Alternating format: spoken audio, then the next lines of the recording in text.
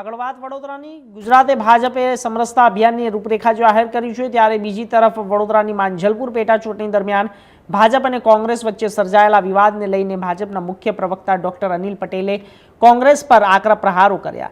તેમણે જણાવ્યું કે કોંગ્રેસ પોતાની હાર ભાળી ગઈ હોવાથી દર ચૂંટણીની જેમ આક્ષેપો કરી રહી છે, જ્યારે ભાજપનો હંમેશા વધુમાં વધુ મતદાન કરવાનો પ્રયાસ રહ્યો છે। પૂર્વ ધારાસભ્ય સ્વર્ગસ્થ યોગેશ પટેલના વિકાસ કાર્યોના કારણે ભાજપના ઉમેદવારોની જીત નિશ્ચિત દેખાતા કોંગ્રેસ આવી હરકતો પર ઉતરી આવ્યું હોય તેમણે કહ્યું। બીજી તરફ પ્રદેશ મહામંત્રી અજય બ્રહ્મભટ્ટે જણાવ્યું કે ગુરુ પૂર્ણિમાની 20 ફેબ્રુઆરી સુધી રાજ્યભરમાં સમરસતા અભિયાન અંતર્ગત વિવિધ કાર્યક્રમો યોજાશે। રાજ્યની 16,000 ગ્રામ પંચાયતોમાં પહોંચીને સંત રવિદાસના વિચારોને પ્રચાર કરવામાં આવશે અને તેમજ વિદ્યાર્થીઓ સાથે સંવાદ સહિતના કાર્યક્રમોનું આયોજન કરવામાં આવશે।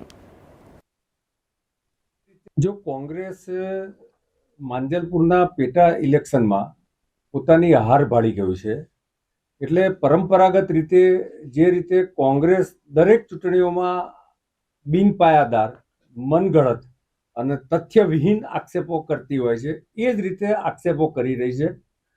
સામાન્ય રીતે કોઈ પણ ચૂંટણીઓ હોય તો એમાં એ દિવસે ત્યાં વધુમાં વધુ મતદાન થાય એવી બધી જ પોલિટિકલ પાર્ટીઓનો પ્રયાસ હોય છે અને એ પ્રયાસના ભાગરૂપે ભારતીય જનતા પાર્ટીના કાર્યકર્તાઓએ વધારે મતદાન થાય અને વધુ મતદારો લોકશાહી ઢબે પોતાના અધિકારનો ઉપયોગ કરે એ પ્રકારના પ્રયત્નો કરતી હોય છે। કોંગ્રેસની તકલીફ એ છે કે જે રીતે ત્યાં પૂર્વ ધારાસભ્ય સ્વ યોગેશભાઈ પટેલની કામગીરી અને ભારતીય જનતા પાર્ટીના સંગઠનની કામગીરી, ભૂપેન્દ્રભાઈ પટેલની સરકારની કામગીરીના કારણે જંગી લીડથી ભારતીય જનતા પાર્ટીના ઉમેદવાર સતીશભાઈ પટેલ જીતવાના છે અને એ જીતની એમને ભાળ આવી ગઈ છે, એટલા જ માટે વિવિધ પ્રકારના આવા આક્ષેપો કરતી હોય। નમસ્કાર, સૌ પ્રથમ તો સૌ પત્રકાર મિત્રોનું આ પ્રેસ વાર્તામાં સ્વાગત છે અને એક મોટી અપેક્ષા છે તમારી પાસે કે ભારતીય જનતા પાર્ટીએ સમરસતા સંકલ્પ અભિયાન જે શરૂ કર્યું છે તેને નીચે પહોંચાડવામાં આપનો સંપૂર્ણ સહયોગ મળી રહેશે।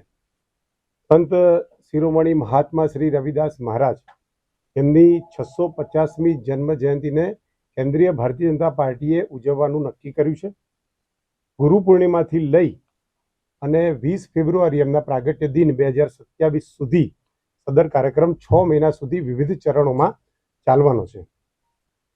29 તારીખ ગુરુ પૂર્ણિમાએ સદર કાર્યક્રમની યુપીમાં મુખ્યમંત્રી યોગી આદિત્યનાથ અને રાષ્ટ્રીય પદાધિકારીઓની હાજરીમાં આ કાર્યક્રમની શરૂઆત કરવામાં આવી છે। આ કાર્યક્રમના શરૂઆતમાં દેશભરના બધા જ મંદિરોમાં દીપોત્સવનો કાર્યક્રમ કરી સમરસતાના સંકલ્પ સાથે રવિદાસજીનું તેલચિત્ર જે દરેક મંડળમાં નીચે સુધી આપવામાં આવ્યું એ પહોંચાડીને મંદિરોમાં તેમના તેલચિત્ર પાસે પુષ્પાંજલિ કરી તેમના જીવનના ઉદ્દેશો, તેમના જીવનના આદર્શો, તેમના જીવનના સંઘર્ષો અને સનાતન માટે તેમની જે કટિબદ્ધતા હતી તેને નીચે પહોંચાડવા માટે વક્તા મોકલી અને લોકોને સંબોધન પણ કરવામાં આવ્યું। ગુજરાત ભાજપની એક ટીમ યુપી ખાતે અત્યારે પહોંચી ગઈ હતી અને તે કળશ લઈ અને રસ્તાના માર્ગે ગુજરાતમાં અંબાજીથી પ્રવેશ કરશે। ત્યારબાદ 6 જિલ્લાને સ્પર્શતા અમદાવાદના જગન્નાથ મંદિરે તે પહોંચશે। 3જી તારીખે સાંજે 6 વાગે આદરણીય પ્રદેશ અધ્યક્ષ શ્રીમાન જગદીશભાઈ વિશ્વકર્માજી અને મુખ્યમંત્રી ભૂપેન્દ્રભાઈ પટેલ સદર કાર્યક્રમમાં ત્યાં પહોંચશે, કળશનું પૂજન કરશે, સમરસતાની વાત અને રવિદાસજીને યાદ કરીને એમના જીવન ચરિત્ર પર વાત કરવામાં આવશે।